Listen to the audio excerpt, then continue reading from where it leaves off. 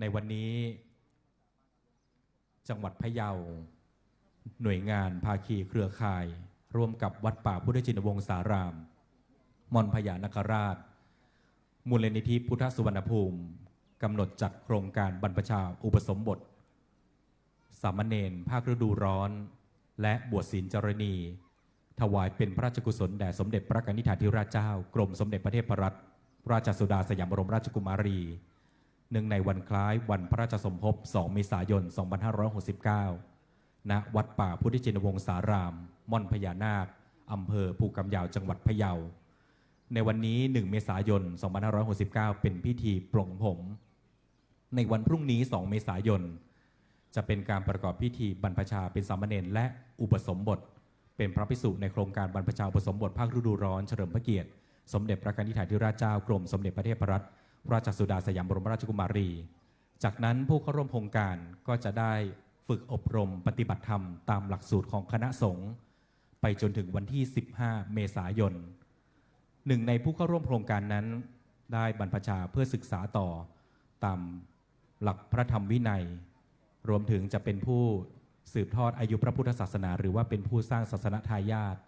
ฉะนั้นเพื่อให้การประกอบพิธีในวันนี้เป็นไปด้วยความเรียบร้อยสมพระเกียรติจึงขอให้ทุกท่านได้ร่วมกันในการประกอบพิธีโดยในลำดับนี้เรียนเชิญท่านพุทธนะชมพูมิ่งรองผู้ว่าราชการจังหวัดพะเยาเป็นประธานในการจุดธูปเทียนบูชาพระรัตนตรัยจากนั้นนำคณะผู้เข้าร่วมพิธีถวายความเคารพณเบื้องหน้าพระฉายาลักษณ์สมเด็จพระกนิษฐาธิราชเจ้ากรมสมเด็จพระเทพรัตนราชสุดาสยามบรมราชกุมารีตามลำดับขอเรียนเชิญครับ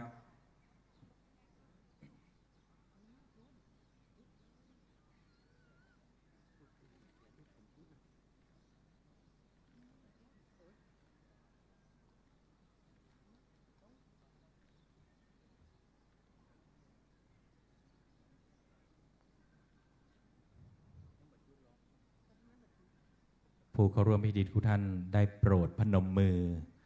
นั่งอยู่ในอาการอันสงบพ่อนาคนั่งท่าเบญจางคประดิษฐ์พนมมือในขณะที่ท่านประธานในพิธีประกอบพิธีจุดธูปเทียนบูชาพระรัตนตรัยครับ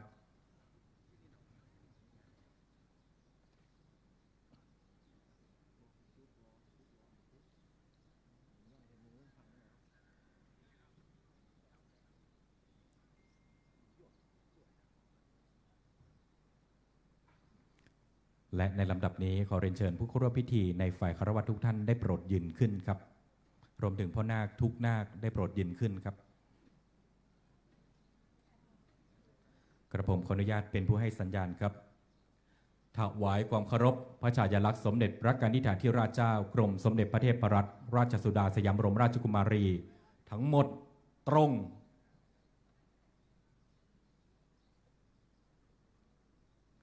ถวายความเคารพทั้งหมดตรงขอบพระคุณครับ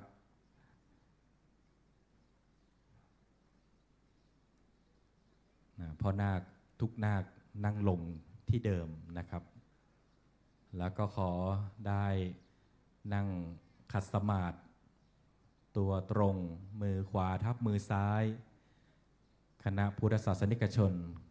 นั่งประจำเก้าอี้ที่นั่งด้วยอาการอันสงบและในการจัดโครงการบรรพชาอุปสมบทภาคฤดูร้อนโครงการบวชศีลจารณีเฉลิมพระเกียรติสมเด็จพระกนิษฐาธิราชเจ้ากรมสมเด็จพระเทพรัตนราชสุดาสยามบรมราชกุมารีขอเรียนเชิญท่านสวัยชัยเมืองวัฒนธรรมจังหวัดพะเยากล่าวรายงานขอเรียนเชิญครับ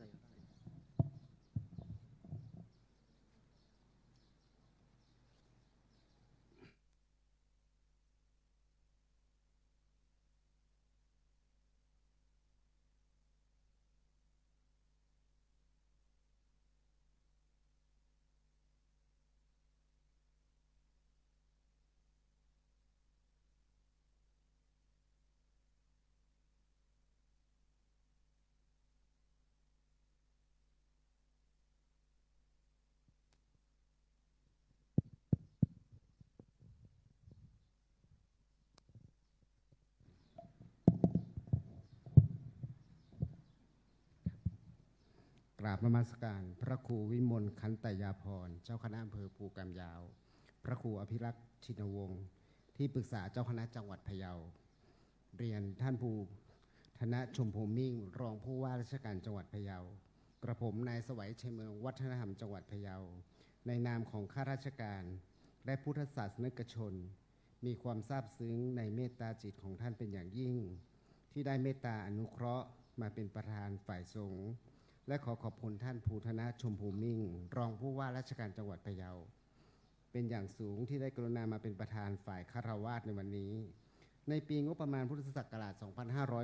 2569 สำนักงานวัฒนธรรมจังหวัดพะเยาร่วมกับคณะสงฆ์ตลอดจนพุทธศาสนิกชนในจังหวัดได้ร่วมการจัดโครงการบรรพชาอุปสมบทพระภิกษุสามเณรและบวชศีลจารินีภาคฤดูร้อนโดยมีวัตถุประสงค์เพื่อส่งเสริมให้เด็กเยาวชนและประชาชนได้ศึกษาฝึกอบรมหลักธรรมคำสอนทางพระพุทธศาสนาและนำหลักปรัชญาของเศรษฐกิจพอเพียงซึ่งจะช่วยให้เกิดค่านิยมเป็นคนดีมีคุณธรรมจริยธรรมมีวินัยจิตสาธารณะมีความกตัญญูที่สำคัญก็คือส่งผลให้มีจิตใจที่เข้มแข็งเป็นพลเมืองที่ดีมีคุณภาพโดยผู้เข้าร่วมโครงการจะได้รับการศึกษาอบรมตามหลักสูตรศาสนศึกษาสำหรับผู้บวชระยะสั้นของคณะกรรมการการศึกษาของคณะสงฆ์พุทธศักราช 2539 เป็นหลักในการดำเนินการซึ่งสามารถนำไปประยุกต์ใช้ในชีวิตประจำวันพัฒนาตนเองให้เป็นพลเมืองดีของสังคมและประเทศชาติต่อไปการจัดพิธีอุปสมบทพระภิกษุสามเณรและบวชศีลจารินีได้ร่วมกับวัดป่าพุทธชินวงศารามหรือม่อนพญานาคราชดำเนินการในระหว่างวันที่ 2-15 เมษายน 2569 ซึ่งมีเด็กและเยาวชนสมัครเข้าร่วมโครงการจำนวน 109 คนและในพิธีการได้มีการจัดพิธีถวายพระราชกุศลสมเด็จพระนางเจ้าสิริกิติ์พระบรมราชินีนาถพระบรมราชชนนีพันปีหลวงเพื่อน้อมถวายความอาลัยด้วยสำนึกในพระมหากรุณาธิคุณอันหาที่สุดมิได้และพิธีเฉลิมพระเกียรติสมเด็จพระกนิษฐาธิราชเจ้ากรมสมเด็จพระเทพพระรัตนราชสุดาสยามบรมราชกุมารีเนื่องในวันคล้ายวันพระราชสมภพ 2 เมษายนโดยการจัดพิธีในครั้งนี้ได้รับความเมตตาอนุเคราะห์จากพระครูอภิรักษ์ชินวงศ์ที่ปรึกษาเจ้าคณะจังหวัดพะเยาทั้งในด้านสถานที่ด้านการจัดอบรมและปฏิบัติธรรมรวมทั้งการอำนวยความสะดวกด้านอื่นๆนอกจากนี้ยังได้รับการสนับสนุนจากองค์กรภาคีเครือข่ายโดยบูรณาการร่วมความร่วมมือระหว่างบ้านวัดราชการโรงเรียนหน่วยงานภาครัฐและภาคเอกชนตลอดจนพุทธศาสนิกชนเป็นอย่างดียิ่งบัดนี้ได้เวลาอันเป็นมงคลแล้วกระผมขอเรียนเชิญท่านรองผู้ว่าราชการจังหวัดพะเยาประธานในพิธีมอบชุดนาคให้แก่ผู้เข้ารับการบรรพชาขอกราบเรียนเชิญ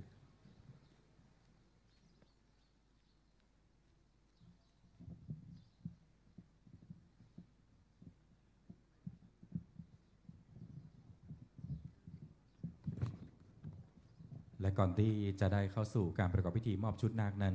ในลำดับนี้จะได้เป็นการถวายเครื่องสักการะแด่ประธานฝ่ายสงฆ์ครับขออาราธนาพระครูอภิรักษ์ชินวงศ์ที่ปรึกษาเจ้าคณะจังหวัดพะเยาผู้รักษาการแทนเจ้าวาดวัดป่าพุทธชินวงศารามจะได้ถวายเครื่องสักการะแด่หลวงพ่อพระครูวิมลขันตยาภรณ์เจ้าคณะอำเภอภูกำยาวพร้อมด้วยถวายเครื่องกัปปิยพันธ์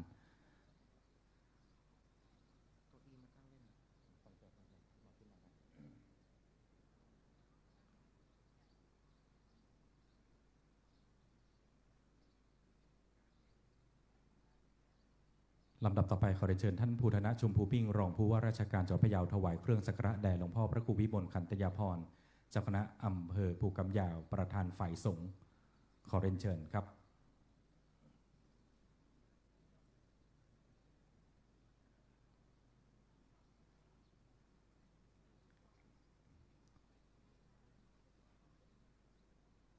ตอนนี้พ่อนาคทุกนาคนะครับขอให้เรานั่งซ้ายหันไปยังพระสงฆ์แล้วก็ไปยังท่านประธานในพิธีรวมถึงท่านหัวหน้าส่วนราชการนะครับตอนนี้คุณพ่อและคุณแม่ของพ่อนาค ท่านไหนที่มาร่วมขอเรียนเชิญครับ เฉพาะคุณพ่อกับคุณแม่เท่านั้นนะครับ ให้มานั่งด้านหน้าพ่อนาคตอนนี้ในเวลานี้เลยครับขอเรียนเชิญครับ อุปกรณ์ไม่ต้องนำมานะครับนำมาแต่ตัวและหัวใจอันบริสุทธิ์ เพื่อที่จะได้อโหสิกรรมให้กับลูกของเราที่เข้าร่วมโครงการให้มานั่งด้านหน้าพ่อนาคได้เลยนะครับ คุณพ่อและคุณแม่เท่านั้น ถ้าคุณพ่อมาคนเดียวก็ให้คุณพ่อท่านเดียว ถ้าคุณแม่มาท่านเดียวก็ให้คุณแม่ท่านเดียวนะครับ แต่ถ้าคุณพ่อคุณแม่ไม่ได้มาก็ให้ตัวแทน ก็อาจจะเป็นปู่เป็นย่านะครับ เป็นตาเป็นยาย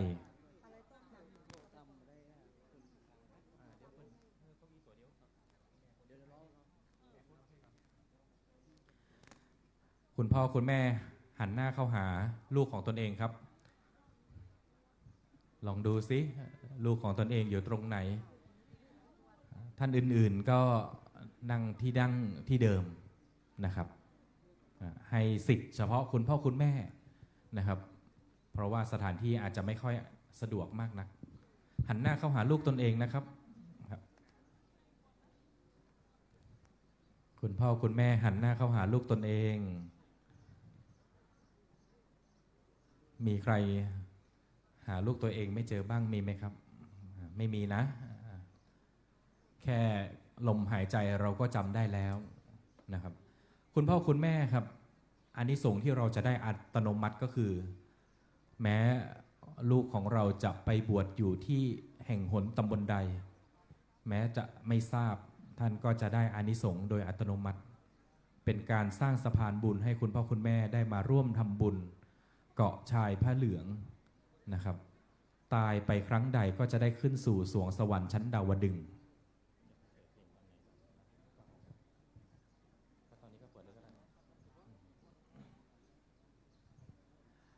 ณโอกาสนี้นะครับก็จะเรียนเชิญตัวแทนนาคหนึ่งท่านนะเรานำผ่านสักการะมาอย่างท่านภูธนะชมพูมิ่งรองผู้ว่าราชการจังหวัดพะเยาประธานในพิธีท่านภูธนะชมพูมิ่งเป็นตัวแทนของคุณพ่อคุณแม่ทั้งหมดทั้งมวลที่ไม่ได้มานะครับในวันนี้จะได้อโหสิกรรมให้กับผู้เข้าร่วมโครงการบรรพชาอุปสมบทเฉลิมพระเกียรติให้ท่านนำพานสักการะมอบให้กับท่านภูธนะเลยครับท่านภูธนะรับเครื่องสักการะแล้วก็จะได้อโหสิกรรมให้พรตามแต่โอกาสที่ท่านจะได้อโหสิกรรมให้ตอนนี้พ่อนาคทุกพ่อนาคพนมมือพนมมือครับพนมมือเสร็จเรียบร้อยแล้วก็ให้ตั้งจิตอธิษฐานกล่าวคำขอขมาด้วยตนเองเลยนะครับกายวาจาใจที่เราได้กระทำต่อท่านโดยที่ตั้งใจก็ดีไม่ได้ตั้งใจก็ดีด้วยความประมาทพลาดพลั้งก็ขออโหสิกรรมกับคุณพ่อคุณแม่ขณะเดียวกันคุณพ่อคุณแม่รับไหว้แล้วก็กล่าวอโหสิกรรมให้ลูบศีรษะเบาๆลูก1 ครั้ง2 ครั้ง3 ครั้งคุณลูกก้มลงกราบตักคุณพ่อคุณแม่ได้เลยเป็นการขอขมาคุณพ่อคุณแม่ก็อโหสิกรรมให้ลูกนะครับอวยพรให้กับลูกด้วยนะครับเมื่อกล่าวคำขอขมาแล้วให้สวมกอดด้วย1 ครั้งนะครับกอดคุณพ่อคุณแม่เป็นภาพที่อบอุ่นประทับใจนะครับคุณพ่อคุณแม่ก็อวยพรให้คุณลูกด้วยนะครับให้ช่างภาพได้เก็บภาพที่ประทับใจเพราะว่าโอกาสแบบนี้หาได้ยากนะครับน้อยนักที่เราจะได้มีโอกาสมาขอขมาคุณพ่อคุณแม่เพราะว่าบางครั้งเราอาจจะเผลอตัวเผลอใจเราอาจจะไม่ได้ตั้งใจนะครับเราอาจจะดื้อเราอาจจะซนนะครับคนเป็นพ่อเป็นแม่ก็พร้อมที่จะให้อภัยไม่ว่าลูกทำผิดใหญ่หลวงประการใดน้ำตาของคุณพ่อคุณแม่เป็นน้ำตาแห่งปลื้มปิตินะครับ ไม่ได้รู้สึกเสียใจใดๆเลยนะครับมีแต่ความภาคภูมิใจแล้วก็มีแต่ความดีใจคุณพ่อคุณแม่ท่านไหนที่เพิ่งมาเพิ่มเติม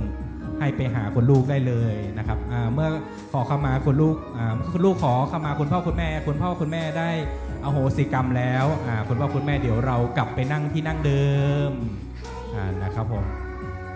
ขอบคุณมากครับขอบคุณครับ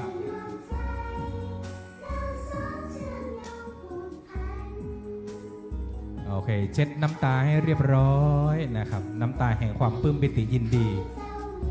ไม่คิดไม่ฝันนะครับว่าวันนี้ลูกจะได้ตั้งใจทำเพื่อคุณพ่อคุณแม่ของเรานะครับกอดกันให้อิ่ม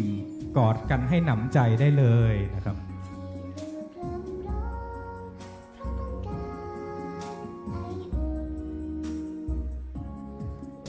ต้องขอขอบพระคุณนะครับคุณพ่อคุณแม่นะครับพิธีกรก็รู้สึกตื้นตันใจไปด้วย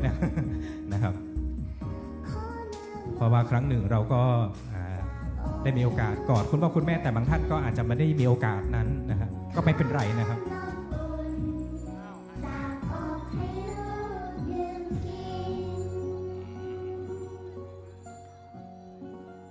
ขอขอบคุณครับพ่อนาคทุกนาคกลับหันมาที่เดิมนะครับกลับมาที่เดิมนั่งอยู่ในอาการอันสงบมีพ่อนาคคนไหนถอดใจมีไหมครับคิดถึงคุณพ่อคุณแม่ร้องไห้อยากจะกลับไปนอนที่บ้านไม่มีนะครับ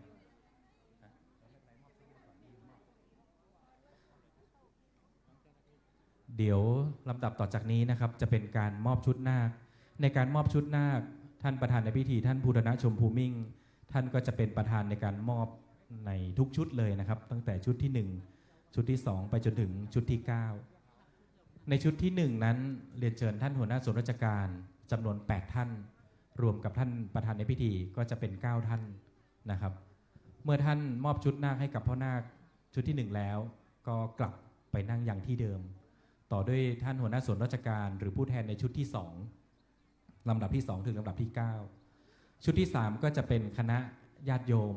ท่านผู้มีเกียรตินะครับลำดับที่2ถึงลำดับที่9เช่นกันนะครับเราก็จะเป็นในลักษณะนี้ไปเรื่อยๆจนครบทั้ง9ชุดนะครับในลำดับนี้ผมขออนุญาตเรียนเชิญท่านภูรณะชมพูมิ่งรองผู้ว่าราชการจังหวัดพะเยาครับได้ยืนแถวในลำดับที่1เรียนเชิญท่านหัวหน้าส่วนราชการลำดับที่2ถึงลำดับที่9ครับท่านวัฒนธรรมจังหวัดพะเยาท่านผู้อำนวยการสำนักงานจังหวัดพะเยาท่านหัวหน้าสำนักงานสภาเกษตรกรจังหวัดพะเยานะครับให้ยืนตรงพ่อนาคเลยนะครับเดี๋ยวเจ้าหน้าที่ขอจัดเตรียมพร้อมในชุดที่2รอได้เลยนะครับลำดับที่2ถึงลำดับที่9พ่อนาคลุกขึ้นเลยนะครับหลังจากรับชุดนาคแล้วก็ให้กลับมานั่งอย่างที่เดิมนะครับเจ้าหน้าที่จะได้นำชุดนาคใบบัวแล้วก็ดอกบัวนะครับมอบให้กับท่านหัวหน้าส่วนราชการที่จะเป็นผู้มอบขอให้ยืนตรงแถวกันด้วยนะครับท่านให้ดูปลายเท้าของตนเองนะครับให้ยืนเป็นระเบียบเรียบร้อย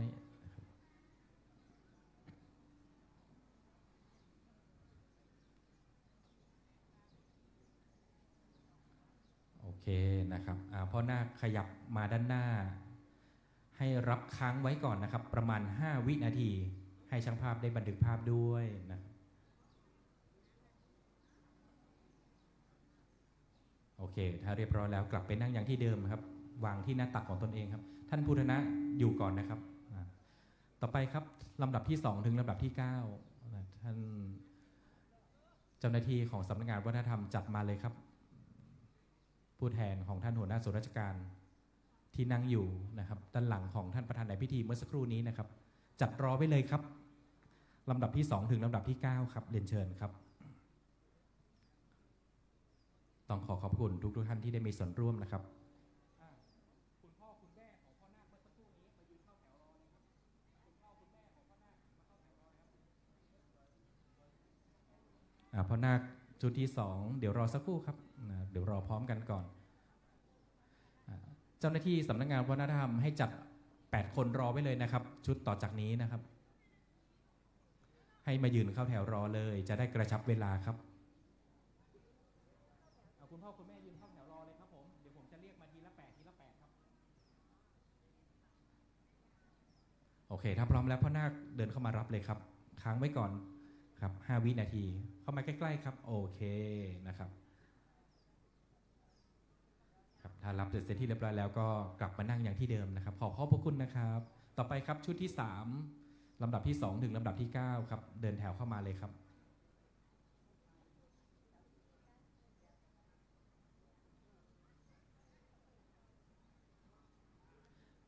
เหตุผลที่เรียนเชิญท่านก็เพราะว่าจะได้ให้ทุกท่านมีส่วนร่วมนะครับ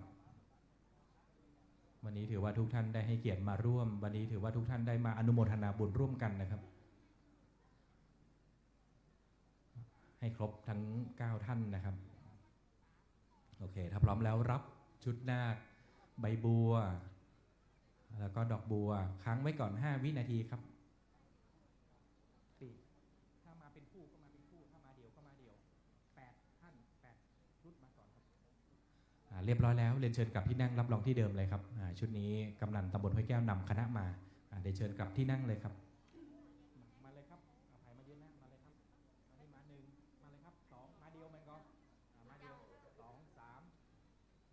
4มาทำมาติดกูกับกู5หน้าไปมาครับเข้ามาใครจะเดี๋ยวบ่มีซิ้นแล้วนะเดี๋ยวบ่มีซิ้นแล้วนะมาเลยครับมาเลยใครใจเร็วครับมาเป็นกูกับมาเป็นกูแปรกลางพ่อประธานอยู่นั่นแล้วโอเคให้ยืนแถวให้ตรงครับยืนให้ตรงผู้มอบ นะครับโอเคครับ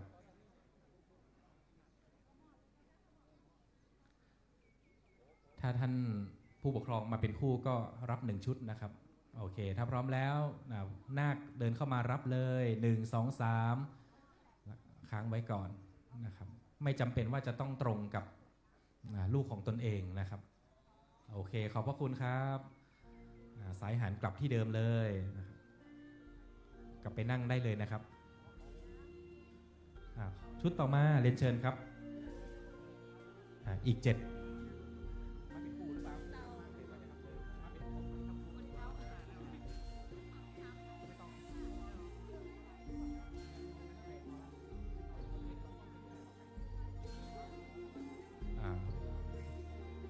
มาเลยครับ9ท่านท่านประธานในพิธี1ละนะครับเดี๋ยวรอสักครู่ครับรอชุดต่อไปครับโอเคครับรับชุดนาคใบบัวแล้วก็ดอกบัวแล้วเอาพ่อนาคเดินเข้ามาเลยนะครับเดินเข้ามาน้อมไหว้1 ครั้งค้างไว้ก่อนครับค้างไว้ก่อน5 วินาทีให้ช่างภาพได้บันทึกภาพเก็บภาพแห่งความประทับใจก่อนเรียบร้อยแล้วขอบคุณครับโอเคครับนั่งที่เดิมคุณพ่อคุณแม่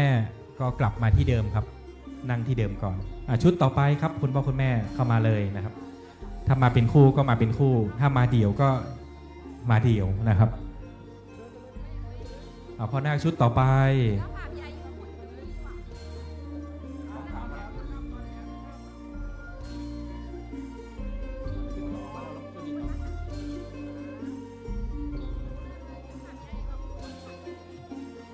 เจ้าภาพใหญ่ที่นั่งอยู่ด้านหลังพระสงฆ์มีท่านไหนที่ยังไม่ได้มอบชุดนาคมีไหมครับ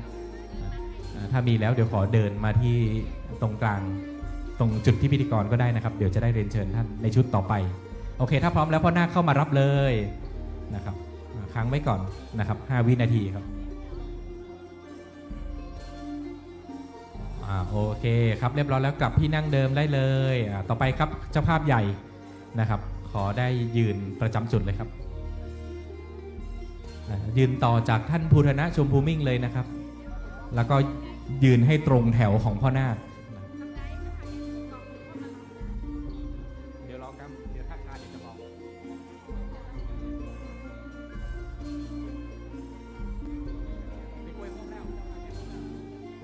โอเคถ้าพร้อมแล้วพ่อนาคเดินเข้ามาเลยมารับครับอุ้ยไม่ต้องรีบนะครับช้าๆค้างไว้ก่อน5 วินาทีให้ช่างภาพเก็บภาพเรียบร้อยนะครับเรียบร้อยแล้วเอาพ่อนาคกลับที่เดิมครับท่านผู้มีเกียรติกลับที่นั่งเดิมได้เลยนะครับขอบพระคุณครับต่อไปครับคณะชุดต่อไปเรียนเชิญครับอีก4ครับท่านมาเป็นคู่ก็ให้มาเป็นคู่ได้เลย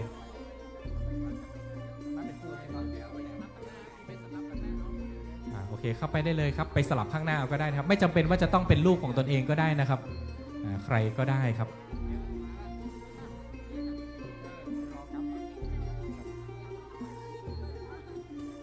เดี๋ยวยืนรอก่อนนะครับ1 2 3พ่อนาคเชิญเลยครับผมค้างไว้ก่อน5 วินาทีครับเสร็จเรียบร้อยแล้วกลับที่นั่งเดิมครับโอเคครับขอเรียนเชิญจุดต่อไปครับ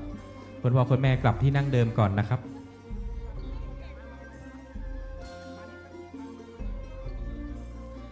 เจ้าหน้าที่เตรียมกรรไกรรอได้เลยนะครับกรรไกรที่จะใช้ในการคลิปผมนะครับ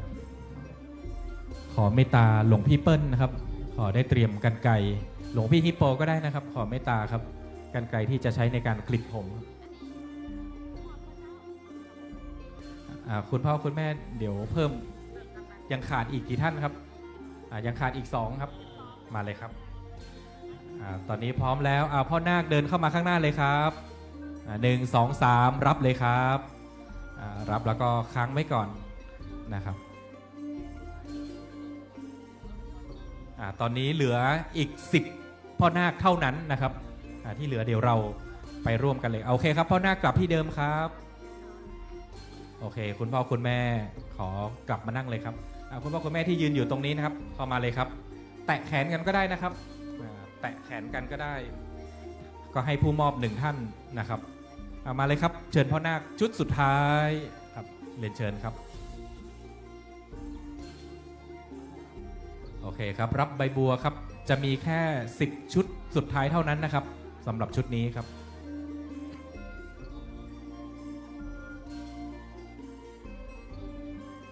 โอเคขอเพิ่มอีก2ท่านครับมาเลยครับคุณพ่อคุณแม่ครบหรือยังครับโอเคครบแล้ว1 2 3พ่อนาครับเลยครับอนุโมทนาบุญกับทุกท่านด้วยครับขอบพระคุณครับพ่อนาคกลับที่นั่งเดิมนะครับท่านผู้มีเกียรตินั่งที่นั่งเดิมเดี๋ยวท่านภูธนะขอเก้าอี้ให้ท่านภูธนะตรงนั้นเลยนะครับขอเก้าอี้ให้ท่านภูธนะตรงนั้นเลยนะครับ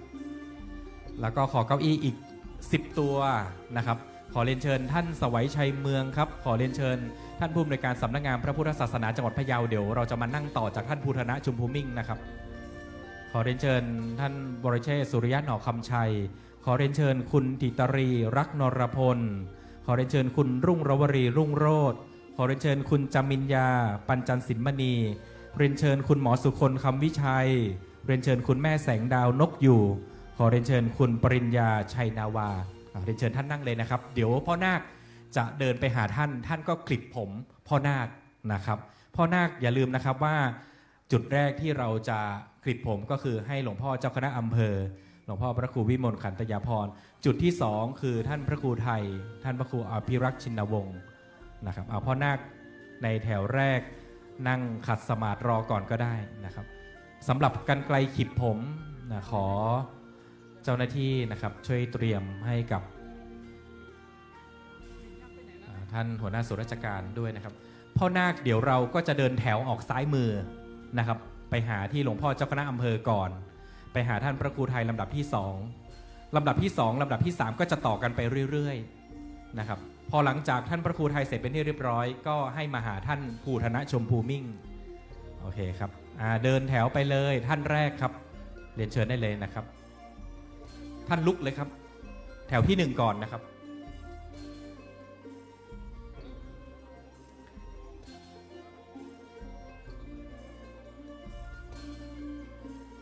ไปหาหลวงพ่อเจ้าคณะอำเภอเดี๋ยวแถวอื่นๆก็ให้นั่งรอก่อนนะครับ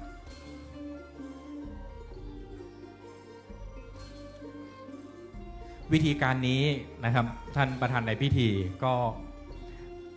ไม่ต้องไปเดินวนคลิปผมแล้วนะฮะเพราะว่าอากาศค่อนข้างร้อนแล้วก็ปีที่แล้วผมจำได้ว่าใช้เวลาประมาณเกือบ1ชั่วโมงกว่าท่านจะคลิปผมลำดับที่1ไปจนถึงลำดับสุดท้ายใช้เวลานานมากก็ขอปรับใหม่นะครับปีนี้ให้พ่อนาคเดินมาหาท่านนะฮะท่านผู้คลิปผมเสร็จแล้วพ่อนาคก็จะไปนั่งยังเก้าอี้ที่มีถังน้ำโดยรอบองค์พระปางเปิดโลกเดี๋ยวรอเป็นแถวนะครับรอต่อแถว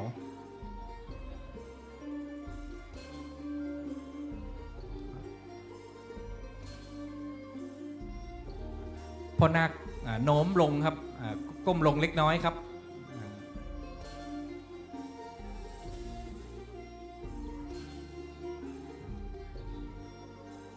พ่อนาคก้มศีรษะลงเล็กน้อยนะครับให้พอคลิปผมได้นะครับ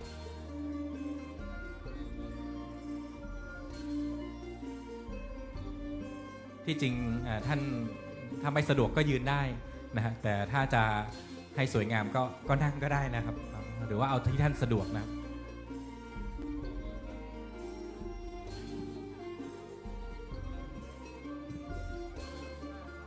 โอเคครับคุณพ่อก็เดินต่อมาเลยครับพ่อนาคเดินต่อมาเลยครับ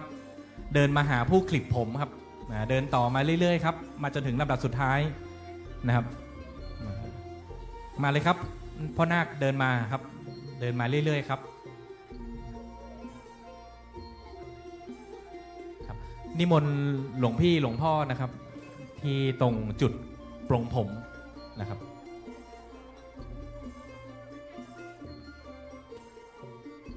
คลิปให้พอเป็นพิธีต่อมาเลยครับต่อมาเลยครับพอคนสุดท้ายแล้วพ่อนาคให้เดินออกเดี๋ยวขอทางตรงนี้ด้วยนะครับเจ้าหน้าที่เดี๋ยวให้นาคเดินออกตรงนี้ด้านข้างจอทีวีครับผมโอเคพ่อนาคไปเลยครับนู่นมานี่ครับพ่อนาคครับไปที่จุดปลงผมนู่นเลยครับโอเคขอบคุณครับมาเลยครับพ่อนาคเดินต่อเลยครับเดินต่อแถวเลยคุณพ่อคุณแม่ไปรอที่จุดปลงผมเลยครับที่พระปรางเปิดโลกให้ไปยืนอยู่ด้านหลังของพ่อนาคลูกใครก็ให้ไปยืนอยู่ด้านหลังญาติใครก็ให้ไปยืนอยู่ข้างหลังคุณพ่อคุณแม่ญาติพี่น้องไปที่นู่นเลยนะครับที่ด้านหัวพญานาคพระปรางเปิดโลกได้เลยครับเตรียมกรรไกรเตรียมอุปกรณ์ให้พร้อมนะครับแชมพูแป้งนะครับรวมถึงอุปกรณ์ที่จะต้องใช้ในการอาบน้ำนะครับไปเลยครับพ่อนาคกลิบผมแล้วก็ไปเลยที่จุดที่เราจะต้องไปปลงผมสำหรับพิธีการตรงนี้เสร็จแล้วนะครับเดี๋ยวเราจะมาพร้อมกันอีกครั้งหนึ่งในเวลา 6 โมงเย็น6 โมงเย็นแต่ต่อจากนี้นะครับเดี๋ยวเรียนเชิญท่านภูธนะชุมภูมิ่งท่านหัวหน้าส่วนราชการทุกท่านนะครับเข้าไปรับของที่ระลึกจากท่านพระครูไทยที่สลายอิ่มบุญรวมถึงคณะเจ้าภาพใหญ่ด้วยนะครับท่านไหนที่จะเป็นเจ้าภาพมีอีกไหมครับถ้าเป็นตลอดทั้งวันก็ 10,000 บาทแต่ถ้าไม่พร้อมก็แยกได้นะครับภัตตาหารเช้า 3,000 บาทภัตตาหารเพล 7,000 บาทแต่ต้องบอกว่ารีบหน่อยนะครับตอนนี้เหลืออีกแค่7 วัน10 วันนะครับหลวงพี่บอยบอกว่าตอนนี้เหลืออีกแค่10 วันสุดท้ายเท่านั้นท่านไหนที่จะเป็นเจ้าภาพเต็มแล้วเต็มเลยนะครับอยากจะแสดงความประสงค์ขอเพิ่มอีก1 วันก็ไม่ได้แล้วขอเพิ่มอีกสัก1 มื้อก็ไม่ได้แล้วนะครับเหลือแค่10 วันสุดท้ายตอนไหนตอนนี้เลย นะครับแสดงความประสงค์เป็นเจ้าภาพลงชื่อไว้ก่อนก็ได้ปัจจัยค่อยนำมาชำระในวันพรุ่งนี้นะครับพอนาคแถวต่อไปลุกขึ้นยืนแล้วไปต่อแถวเลยนะครับส่วนแถวอื่นๆให้นั่งรอก่อนพอนาคให้ไปนั่งที่เก้าอี้นะครับนั่งต่อไปเลยนะครับนั่งต่อกันให้เต็มในแถวแรกก่อนเมื่อแถวแรกเต็มก็นะครับต่อไปเรื่อยๆนะครับอย่าเลือกที่รักมักที่ชังนะครับไม่เอานะครับบางคนบอกว่าจะขอมุมนี้ขอมุมนั้นไม่เอาครับให้นั่งต่อกันไปเลยเรียงกันไปเลยนะครับเรียนเชิญนะครับวันนี้ลูกหลานของเรามาจากหลายที่หลายแห่งนะครับครบทั้ง9 อำเภอของจังหวัดพะเยานะครับทั้งผู้ที่รู้จักมักคุ้นก็ดีไม่รู้จักก็ดีนะครับในวันพรุ่งนี้ม้ากันเจ้าเนอร์นะครับกินข้าวน้ำจำข้าวงาย6 โมงไม่เจ้าออกจากบ้านมาเลยครับ7 โมงไม่เจ้านี่เปิดพร้อมกันแล้วนะวันพุธประชาสัมพันธ์เผื่อไว้พรุ่งนี้นะครับ7 โมงเช้าเราจะมาพร้อมกันตรงนี้นะครับทำภารกิจส่วนตัวให้เรียบร้อย นะครับ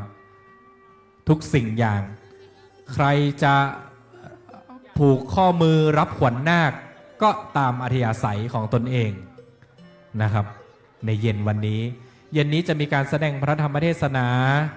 นะครับเทศสอนนาคเตรียมความพร้อมเข้าสู่พิธีบรรพชาอุปสมบทนะครับเพราะฉะนั้นเตรียมความพร้อมของตนเองได้เลยในเย็นวันนี้พรุ่งนี้เช้ากี่โมงครับ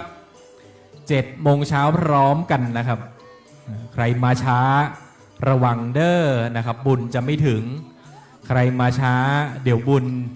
จะไม่ทันนะครับบุญด่วนบุญสำเร็จได้ด้วยการอนุโมทนากับผู้เข้าร่วมโครงการบรรพชาอุปสมบทเฉลิมพระเกียรติถวายเป็นพระราชกุศลแด่สมเด็จพระกนิษฐาธิราชเจ้ากรมสมเด็จพระเทพรัตนราชสุดาสยามบรมราชกุมารี2 เมษายน 2569 พรุ่งนี้ส่วนราชการแต่งกายด้วยชุดปกติขาวสวมปลอกแขนไว้ทุกข์นะครับเพราะว่าในวันพรุ่งนี้เป็นพิธีบรรพชาอุปสมบทและบวชศีลจารณีเฉลิมพระเกียรติโดยสมเด็จพระกนิษฐาธิราชเจ้ากรมสมเด็จพระเทพรัตนราชสุดาสยามบรมราชกุมารีทรงพระราชทานผ้าไตรในโครงการนี้นะครับและก็ทางวัดได้จัดผ้าไตรถวายเป็นพระราชกุศลโดยเสด็จพระราชกุศลด้วยนะครับ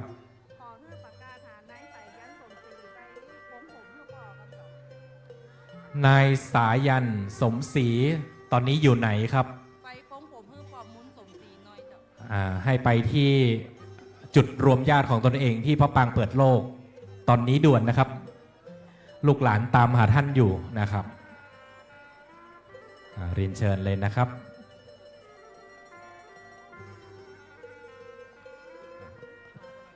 รออีกอึดใจเดียวนะครับ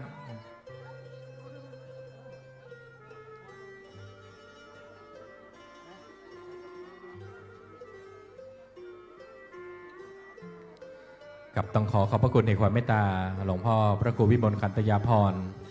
เจ้าคณะอำเภอภูกำยาวเจ้าวาดวัดห้วยทรายขาวขอกับพระคุณในความเมตตาของพระครูพิรักษ์ชินวงศ์พระครูไทยที่ปรึกษาเจ้าคณะจังหวัดพะเยาผู้รักษาการแทนเจ้าวาดวัดป่าพุทธชินวงศ์สาราม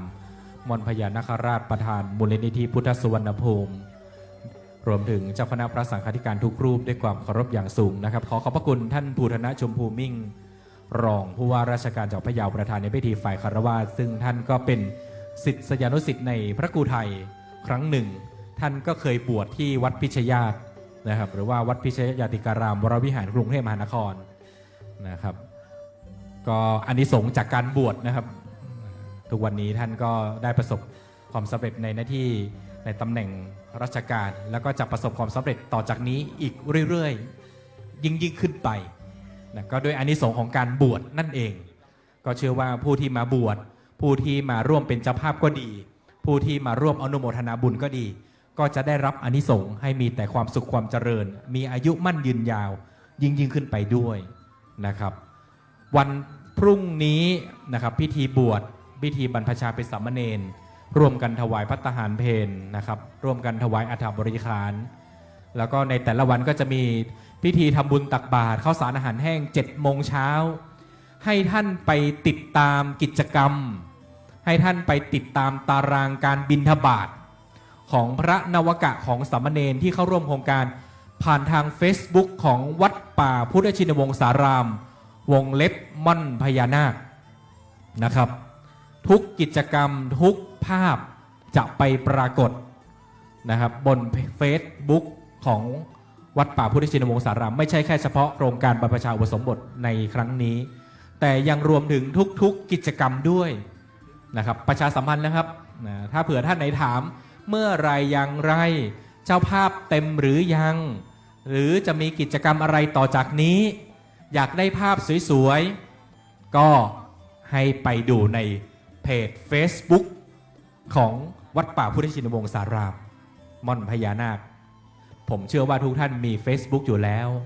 รวมถึง TikTok Instagram และสื่อโซเชียลมีเดียทุกแพลตฟอร์มนะครับก็ไปติดตามไปดูกันได้ขอขอบพระคุณนะครับทางสำนักงานวัฒนธรรมโดยมีท่านสวัยชัยเมืองตอนนี้อากาศเริ่มร้อนแล้วนะครับไม่รู้ว่าท่านประธานในพิธียังพอไหวไหมครับเหลืออีกนิดเดียวครับท่านประมาณ20อันนี้ถือว่าดีนิดนึงนะครับปีที่แล้วเดินวน 3 รอบนะครับโดยรอบพระปรางเปิดโลกเกือบจะเป็นลมนะฮะปีนี้ขอให้ยืนอยู่ที่เดิมก็ยังเหนื่อยอยู่นะครับอนุโมทนาบุญกับท่านด้วยนะครับเดี๋ยวเสร็จจากนี้นะครับท่านประธานในพิธีรวมถึงท่านส่วนราชการไปพร้อมกันที่ศาลาอิ่มบุญนะครับท่านพระครูไทยมีของดีจะมอบให้ด้วยนะครับเป็นการขอบคุณไม่รู้มีไม่มีไม่รู้ผมขอประชาสัมพันธ์ไว้ก่อนนะครับอย่างน้อยได้พรจากท่านพระครูไทยก็ถือว่าได้บุญแล้วนะได้คำว่าอนุโมทนาสาธุนะลูกนะก็ถือว่าอิ่มบุญแล้วไม่จำเป็นจะต้องเป็นสิ่งของนะครับท่านไหนมีอะไรประชาสัมพันธ์มีไหมครับไม่มีแล้วนะครับเราก็ขอยุติเสียงไว้เพียงเท่านี้ก่อนก็ให้ท่านไปติดตามข่าวสารผ่านเพจ Facebook ครูยศขอบคุณมากนะครับรูปบน Facebook ก็ไปจิ้มให้เครดิตครูยศได้นะครับใครที่เป็นเพื่อนใน Facebook ก็จะทราบดีนะครับทุกๆกิจกรรมถ้าเห็นหน้าครูยศก็จะเห็นรูปสวยๆนะครับบน Facebook ของคุณครูรวมถึงสื่อทุกแขนงอินฟลูเอนเซอร์ทุกท่านทุกสายทุกแพลตฟอร์มนะครับน้องๆนักเรียนจากโรงเรียนราชประชานุเคราะห์นะครับมีอินฟลูเอนเซอร์ตัวอย่างครูซัดดำเมื่อกี้เห็นแวบๆครูซัดดำน่าจะมาบวชสักครั้งหนึ่งนะครับฉลองได้ตำแหน่งบรรจุครูผู้ช่วยใหม่นะครับก็ขอขอบพระคุณคณะครูผู้บริหารคณะครูโรงเรียนทุกโรงเรียนด้วยนะครับโรงเรียนในเขตอำเภอภูกำยาวโรงเรียนเครือข่ายพันธมิตรของวัดป่าพุทธชินวงศารามม่อนพญานาคที่ส่งนักเรียนบุตรหลานเข้ามาโครงการบัญชาอุปสมบทรวมถึงบทศีลจรณีนะครับแล้วก็ทุกๆกิจกรรมทุกๆปีด้วยนะครับต่อจากนี้ก็จะมีการบรรพชาอุปสมบททุกๆปีครับท่านไหนที่จะกลับก็ขอให้เดินทางกลับโดยสวัสดิภาพพักผ่อนตามทยาศัยนะครับท่านใดยังไม่กลับเดี๋ยว6 โมงเย็นมารับฟังการแสดงพระธรรมเทศนารวมกิจกรรมกันตรงนี้พรุ่งนี้เช้า6 โมงเช้านะครับเดินทางออกจากบ้านมาได้เลยนะครับห่อข้าวเตรียมข้าวนะครับมาร่วมกันทำบุญในวันพรุ่งนี้7 โมงเช้าก็จะพร้อมกันนะครับซักซ้อมกันอีกครั้งหนึ่งแต่งกายด้วยชุดสุภาพนะครับโทนสีขาวสีครีมท่านไหนที่เป็นส่วนราชการก็ชุดปกติขาวรวมถึงชุดสีกากีก็ได้นะครับ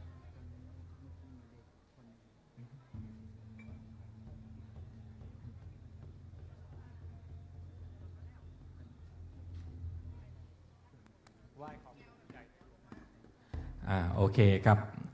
เมื่อสักครู่นี้มีข่าวดีบอกว่าซึ้งในกิจกรรมเห็นเพื่อนบวชเราก็อยากจะบวชแม้เราจะปิดโครงการไปแล้วแต่ก็ทนกระแสการเรียกร้องทนกระแสบุญไม่ไหว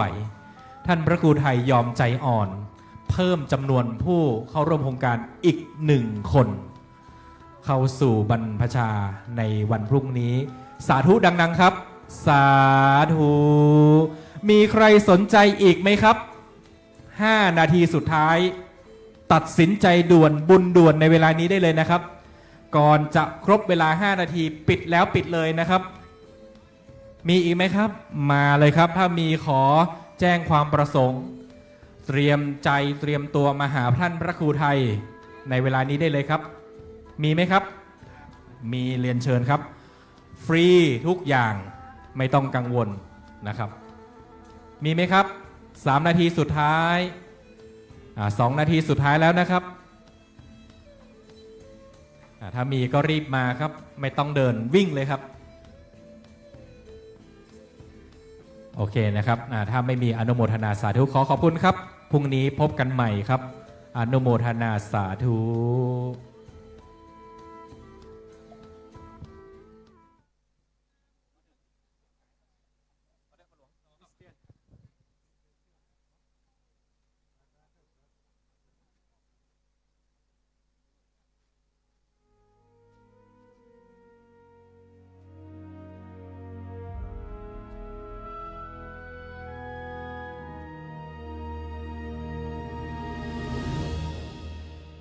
ขอบพระคุณครับท่านเจ้าหน้าที่สำนักงานพระพุทธศาสนาจังหวัดพะเยาด้วยความเคารพอย่างสูงนะครับ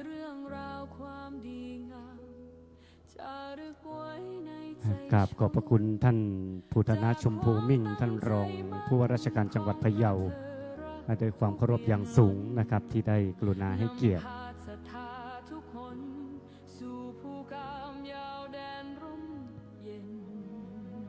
โซเฟอร์คนขับรถของประเดชพระคุณหลวงพ่อเจ้าคณะอำเภอภูกามยาวนะครับประชาสัมพันธ์คนละครับนะครับประเดชพระคุณหลวงพ่อเจ้าคณะอำเภอภูกามยาวครับ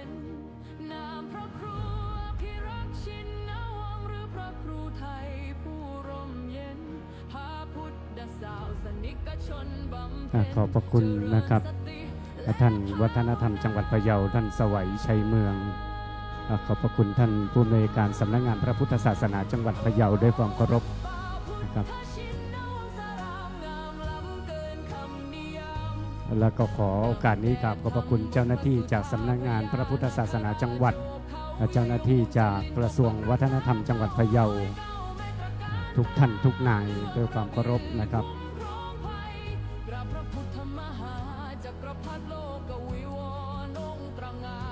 เสร็จแล้วมาทางนี้เลยลูกเสร็จแล้วมาลานพิธีปลงผมเลยลูกมาเลยรีบครับ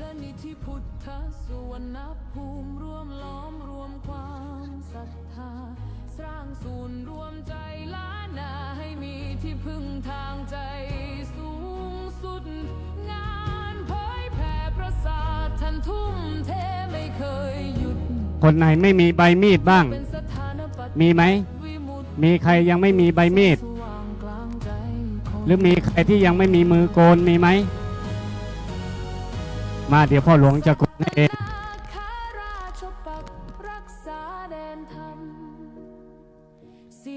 ฟอกแชมพูเลยครับ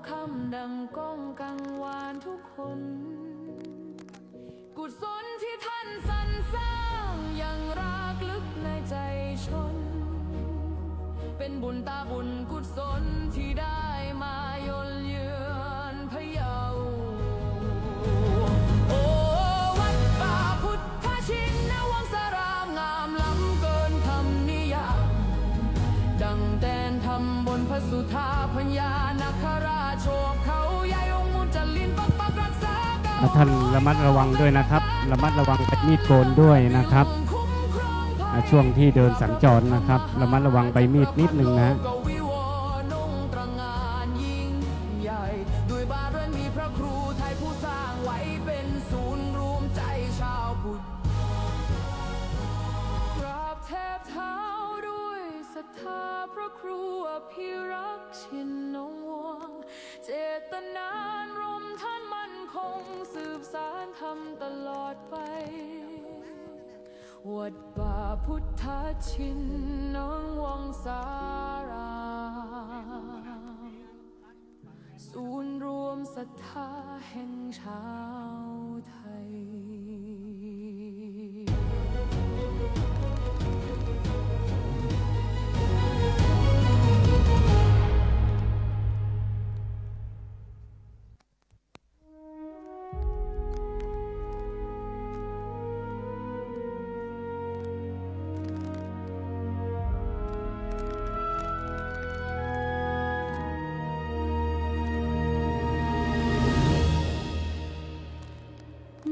ดินแดนพะเยาเมืองขุนเขาและสายน้ำมี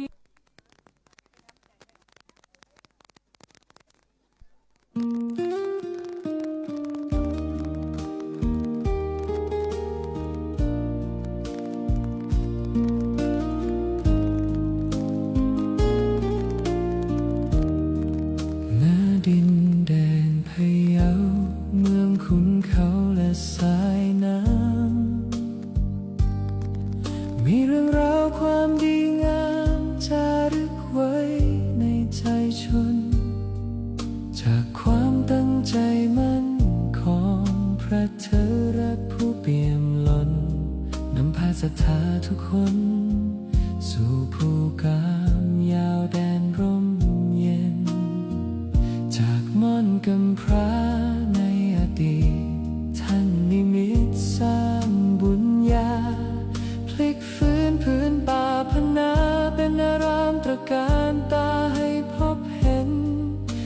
ระครูอภิรักษ์ชินวงศ์หรือพระครูไทยผู้ร่มเย็นพระพุทธศาสนิกชนบำเพ็ญเจริญสติและภาวนาโอวัดป่าพุทธชินวงศารามงามล้ำเกินคำนิยามดังแดนธรรมบนพระสุธาพญานาคราชโอบเขาใหญ่องค์มุจลินปกปักรักษา909 เมตรการตาเลื่อมระบินคุ้มครองภัยกราบพระพุทธมหาจักรพรรดิโลกเกวิวรณ์องค์ตระหง่านยิ่งใหญ่ด้วยบารมีพระครูไทยผู้สร้างไว้เป็นศูนย์รวมใจชาวพุทธมูลนิธิพุทธสุวรรณภูมิรวมล้อมรวมความศรัทธาสร้างศูนย์รวมใจล้านนาให้มีที่พึ่งทางใจสูงสุดงานเผยแผ่พระศาสนาท่านทุ่มเทไม่เคยหยุดเพื่อเป็นสถานปฏิบัติวิมุตติจุดแสงสว่างกลางใจคนสัตนาคราชปกปักรักษาแดนธรรมเสียงสวดมนต์เช้าค่ำดังก้องกังวานทุกหนกุศลที่ท่านสรรสร้างยังรากลึกในใจชนเป็นบุญตาบุญกุศลที่ได้มายนเยือนพะเยาโอวัดป่าพุทธชินวงศารามงามล้ำเกินคำนิยามดังแดนธรรมบนพระสุธาพญานาคราชโอบเขาใหญ่องค์มุจลินปกปักรักษา909 เมตรการตาเลื่อมระบินคุ้มครองภัยกราบพระพุทธมหาจักรพรรดิโลกเกวิวรณ์องค์ตระหง่านยิ่งใหญ่ด้วยบารมีพระครูไทยผู้สร้างไว้เป็นศูนย์รวมใจชาวพุทธกราบจับเท้าด้วยศรัทธาพระครูอภิรักษ์ชินวงศ์เจตนารมณ์ท่านมั่นคงสืบสานธรรมตลอดไปวัดป่าพุทธชินวงศารามศูนย์รวมศรัทธาแห่งชาวไทย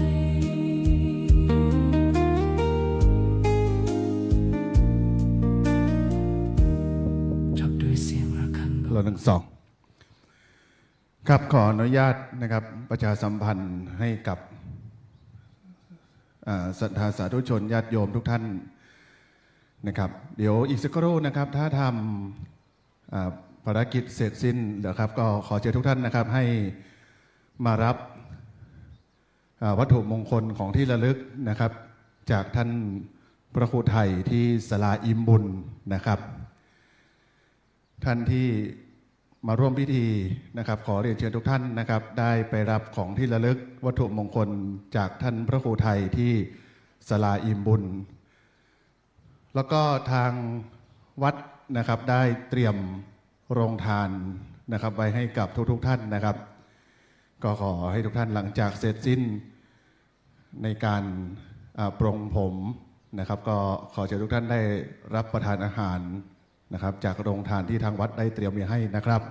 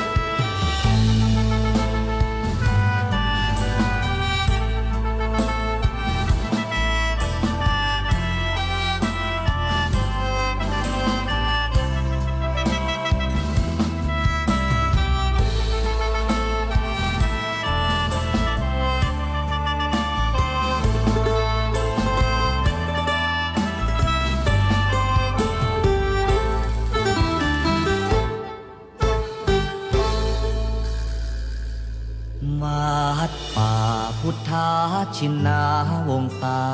ราม รุ่งเรืองรองส่องแสงพระธรรม สุดเลิศล้ำคู่ถิ่นธานี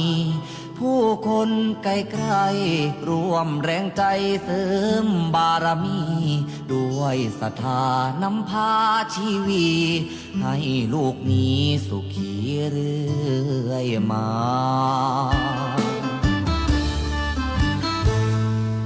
น้อมว่าองค์พระครูอภิรักษ์ชินวงศ์ท่านผู้คอยหนุนนำดำรง จิตจะลงพระศาสนาบุญบารมีศาสตร์ส่องสีปกป้องภารา สั่งสอนธรรมเหล่าปวงศรัทธาเทศนาพ้นวัฏฏะสงสาร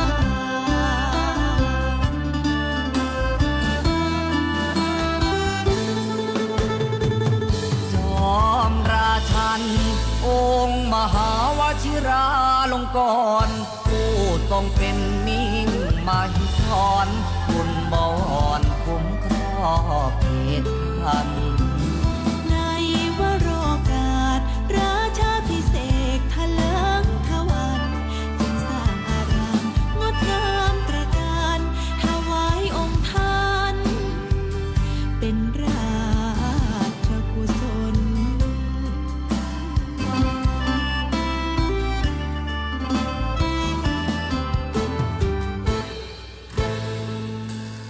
วัดป่าพุทธาชินาวงศา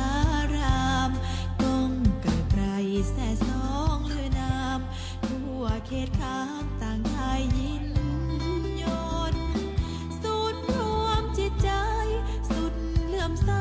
ในดวงกมลของศรัทธาเหล่าสาธุชนสุขเลิศล้นบ่มีใดปาน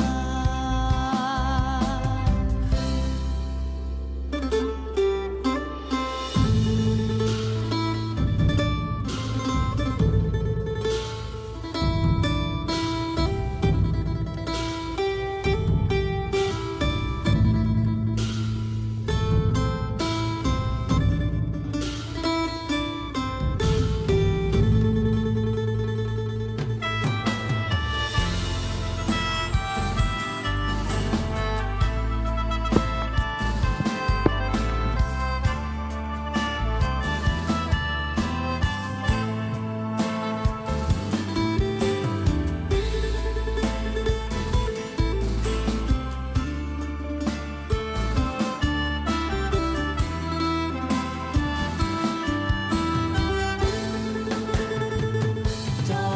มราชันองค์มหาวชิราลงกรณ์ผู้ทรงเป็นมิ่งมหิศรบุญบอนคุ้มครอบเขตขันธ์ ในวโรกาสราชาภิเษกทะเลิงทวันจึงสร้างอารามงดงามตระการถวายองค์ท่านเป็นราชกุศล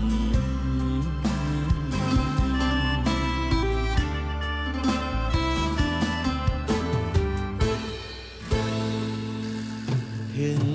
การอันมงคลพ้องชนสังวรขอวันพาประนดน้อมก่อนกราบวิงวอนอ้อนอธิษฐานพระบารมีรุ่งเรืองสีนั้นจงบันดาล สิ่งศักดิ์สิทธิ์ทั่วถิ่นสถานโปรดช่วยประทาน ลูกนั้นร่มเย็น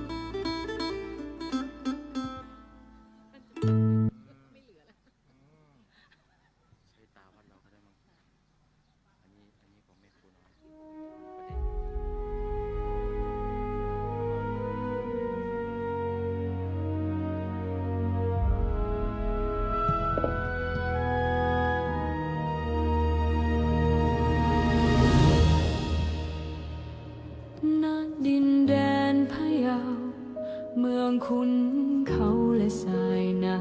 ำมีเรื่องราวความดีงามจารึกไว้ในใจชนจากความตั้งใจมั่นของพระเธอรักผู้เปี่ยมล้นนำพาศรัทธาทุกคนสู่ภูกามยาวแดนร่มเย็น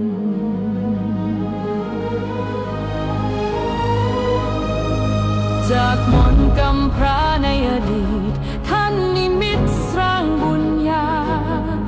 พลิกฟื้นพื้นป่าพนาเป็นอารามตระการตาให้พบเห็น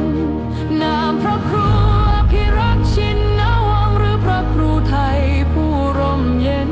พาพุทธสาวสนิกชนบำเพ็ญเจริญสติและภาวนา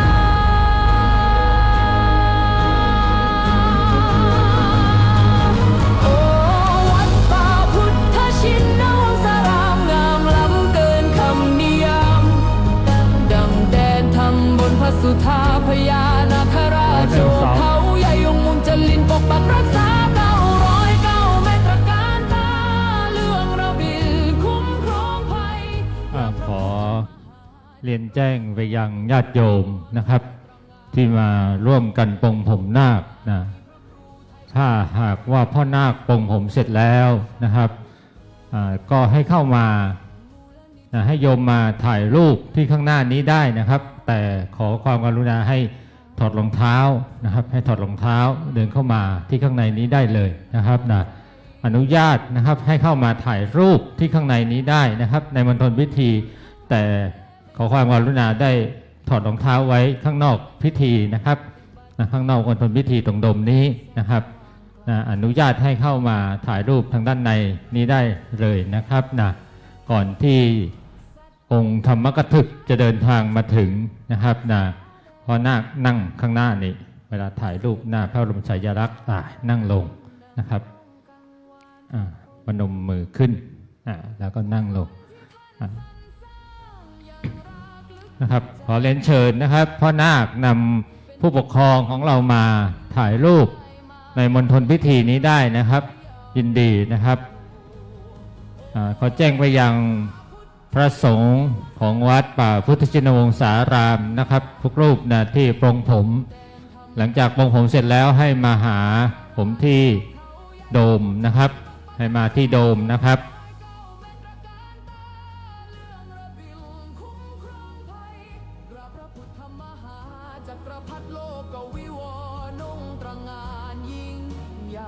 ด้วยบารมีพระครูไทยผู้สร้างไว้เป็นศูนย์รวมใจชาวพุทธ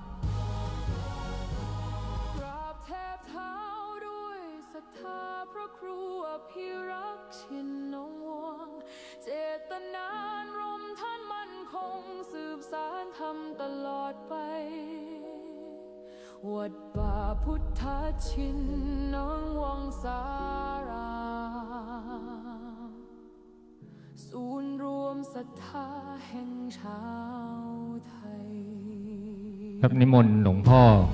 ท่านพระมหาจิตรการนะครับจากพระอำเภอภูซางได้นั่งเทียบพักริยากรหลวงพ่อขอประทานอภัยพ่อนาคทั้งหลายนะครับให้เร่งมือนิดหนึ่งนะครับพระคุณเจ้าที่ปรงผมอยู่นะครับให้เร่งมือนิดหนึ่งนะครับตอนนี้องค์พระธรรมกถึกที่จะแสดงพระธรรมเทศนานะครับเทศสอนนาคนะได้เดินทางมาถึง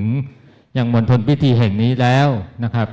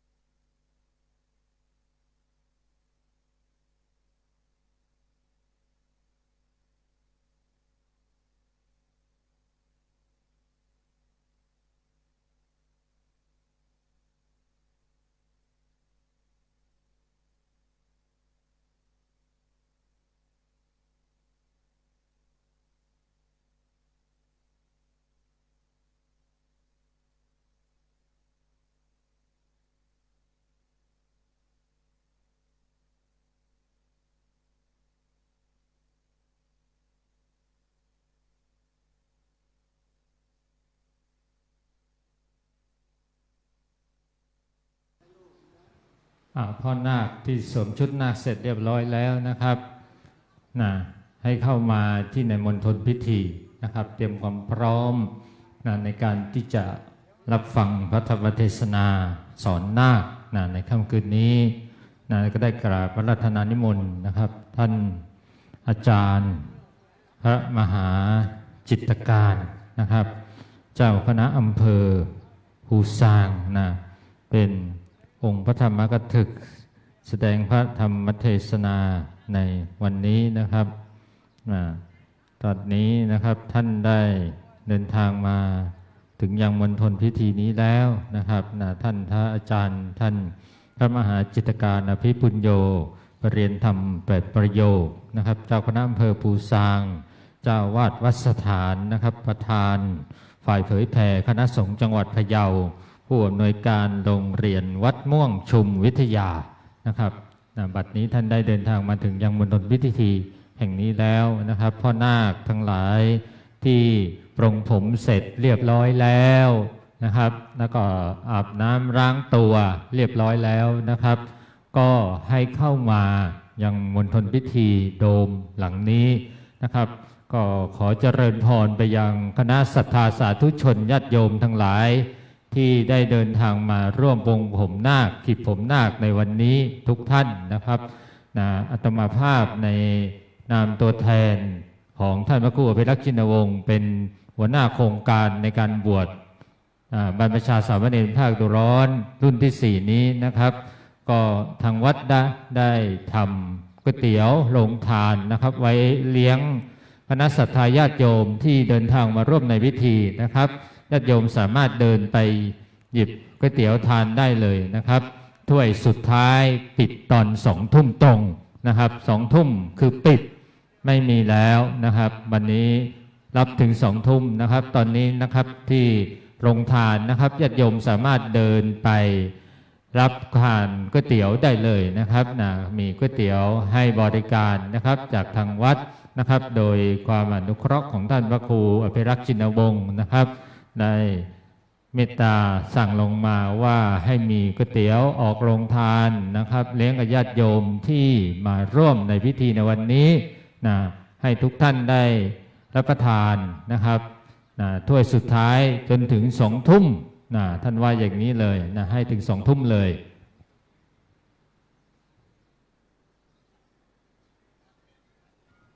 สำหรับพ่อนาคที่แต่งตัวเสร็จแล้วล้างหัวแล้วล้างตัวใส่ชุดนาคแล้วนะครับให้เข้ามาที่มณฑลพิธีในโดมหลังนี้นะครับ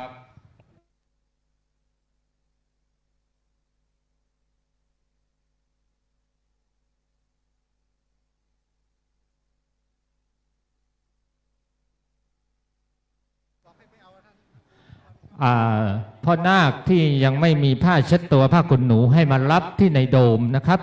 ให้มารับที่ในโดมได้เลยนะครับมาเอาที่ในโดมนะครับพ่อนาครูปไหนท่านใดที่ยังไม่มีผ้าเช็ดตัวผ้าขนหนูนะครับ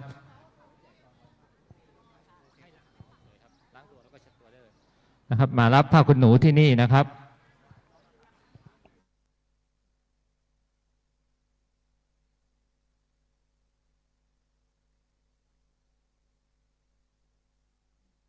โดยเฉพาะพ่อนาคที่กำลังล้างตัวอยู่อันนี้เสร็จแล้วไม่เป็นไรเดี๋ยวค่อยแจกทีหลัง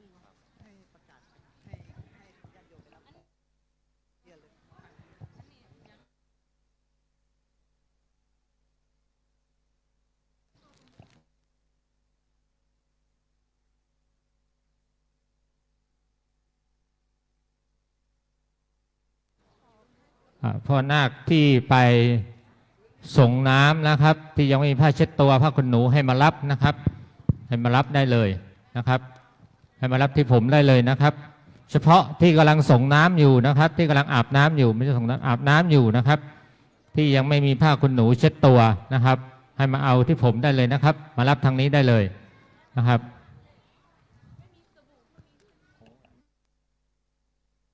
ลูกนาคท่านไหนคนไหนที่เสร็จแล้วนะครับเรียนเชิญเลยลูกทำเวลา วันนี้ได้รับความเมตตาอย่างสูงนะครับจากพระเดชพระคุณพระมหาจิตรการอภิปุญโญเจ้าคณะอำเภอภูซางนะครับได้เมตตาแสดงพระธรรมเทศนาเพราะฉะนั้นลูกๆนะครับท่านไหนเสร็จแล้วทำเวลาครับลูกเรียนเชิญในมณฑลพิธีได้เลยนะครับ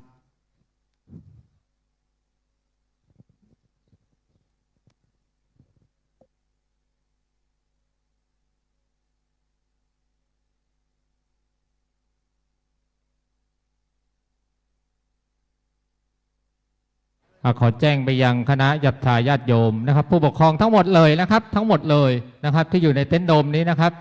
ให้เข้าไปที่ศาลาอิ่มบุญนะครับไปรับของที่ระลึกจากท่านพระครูพิรักษ์ชินวงศ์นะครับอาตมายืนหันหน้าอย่างนี้โยมดูมือนะอยู่ฝั่งนี้ไปรับของวัตถุมงคลที่ท่านพระครูไทยฝั่งนี้ซ้ายมืออาตมานะครับถ้านั่งอยู่ในเต็นท์โดมนี้ให้กลับหลังหันเลยนะครับให้กลับหลังหันเข้าไปเลยเดี๋ยวท่านจะแจกวัตถุมงคลนะครับกับทุกท่านเลยนะครับที่มาร่วมในงานวันนี้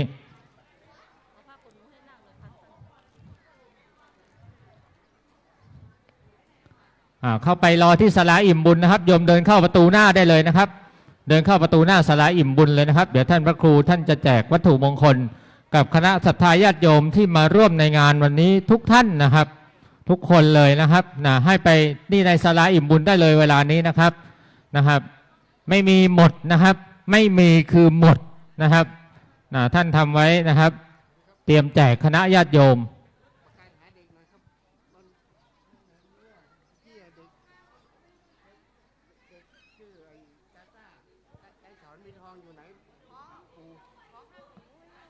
น้องตาต้าไก่สอนมีทองอยู่ตรงไหนคุณปู่ตามหาอยู่ครับ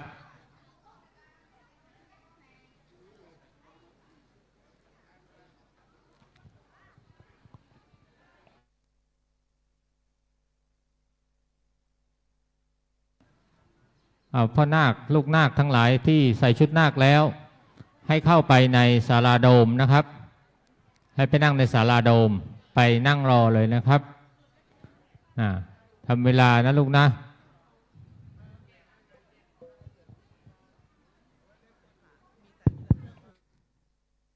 มาเลยครับประจำที่เลยลูก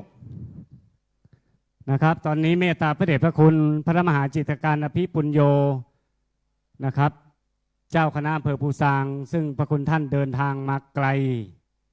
ตอนนี้ได้เมตตาเดินทางมาถึงยังมณฑลพิธีแล้วนะครับถ้าไม่มีเสื้อขาวข้างในนะครับถ้าไม่มีอังสะข้างในสีขาวสามารถใส่เสื้อขาวได้เลยนะครับถ้าเตรียมเสื้อขาวมาให้ใส่เสื้อสีขาวไว้ข้างในนะครับให้ใส่เสื้อสีขาวไว้ข้างในนะครับ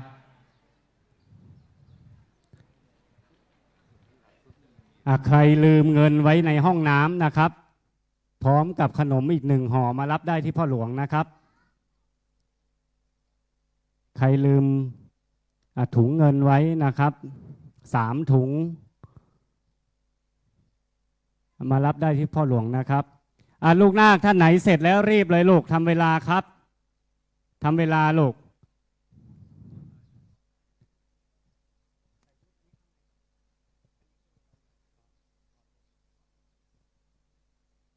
มาใครคิดว่าไม่มั่นใจไม่เรียบร้อยเดี๋ยวพ่อหลวงจะช่วยดูให้ครับมาเลย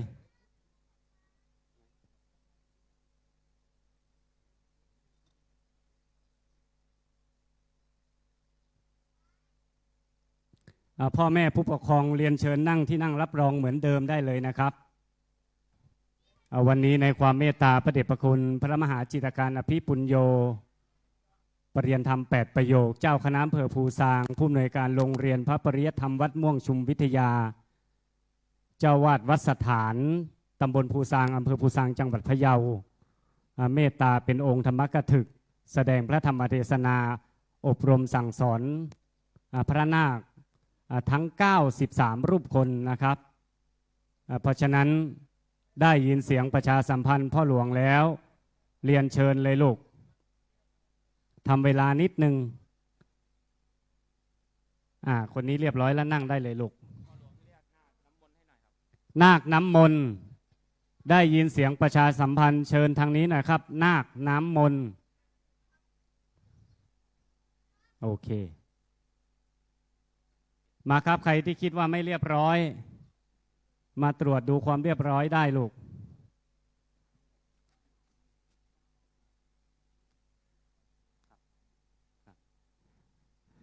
ผู้ใหญ่ใจดีท่านไหนที่จะเป็นเจ้าภาพนะครับถวายภัตตาหาร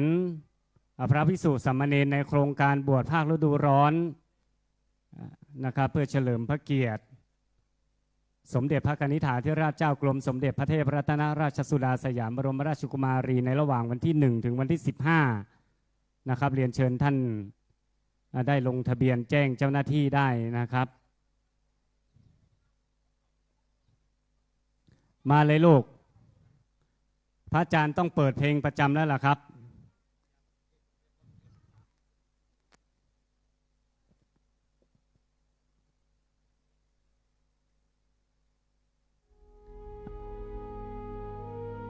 สัญญาณมาแล้วรีบเลย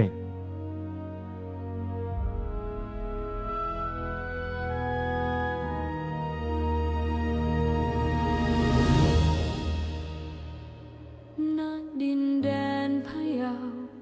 เมืองขุนเขาและสายน้ำมีเรื่องราวความ เส้นผมท่านเอาไปที่อธิษฐานลอยแม่น้ำได้เลยนะครับ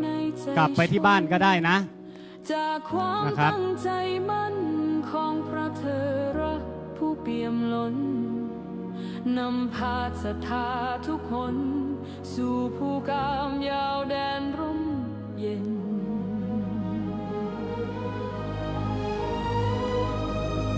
จากมนต์กำพร้าในอดีตท่านนิมิตสร้างบุญญาพลิกฟื้นพื้นป่าพนาเป็นอารามตระการตาให้พบเห็นนามพระครูอภิรักษ์ชินวงศ์หรือพระครูไทยผู้ร่มเย็นพาพุทธสาวสนิกชนบำเพ็ญเจริญสติและภาวนาไม่เป็นไรเดี๋ยวพ่อหลวงจะช่วยดูให้ลูกมาเลยครับใครไม่เรียบร้อยเข้ามานั่งลูกถ้าคิดว่าไม่มั่นใจเดี๋ยวช่วยดูให้มาโอเคผ่านลูกไปนั่งที่เลยผ่านลูกไปนั่งที่เลยเดินเหินระวังนะลูกนะ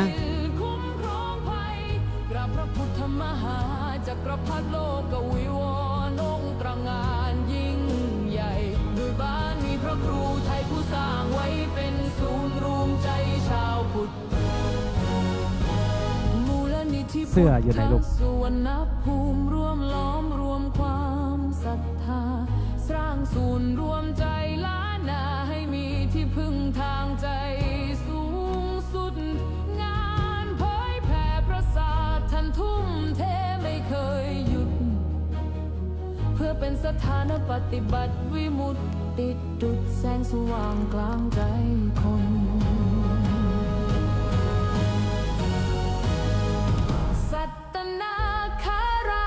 ปักรักษาแดนธรรมเสียงสวดมนต์เช้าคำดังก้องกังวานทุกคนกุศลที่ท่านสรรสร้างอย่างรากลึกในใจชน